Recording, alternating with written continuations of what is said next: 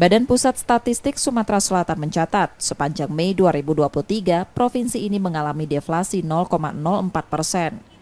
Hal itu dipicu penurunan nilai konsumsi beberapa sektor, terutama transportasi, minus 1,90%, meski pada Lebaran lalu menjadi penyumbang inflasi terbesar.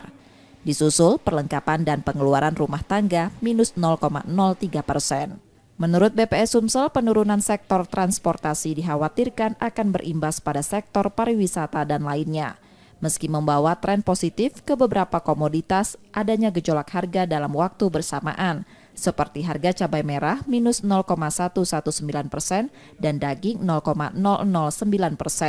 Pemerintah daerah diminta melakukan upaya antisipasi untuk adanya kelonjakan konsumsi dan harga pasca deflasi, menyusul dalam waktu dekat adanya perayaan Idul Adha.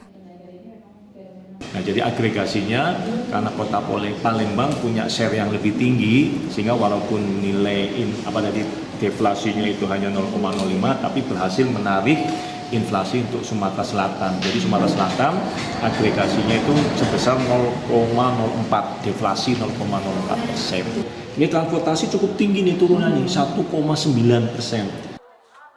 Sepanjang tahun 2023, tren inflasi Sumsel mengalami penurunan dibanding tahun sebelumnya. Reski Oktora, Muklas Diferensial, Kompas TV, Palembang, Sumatera Selatan.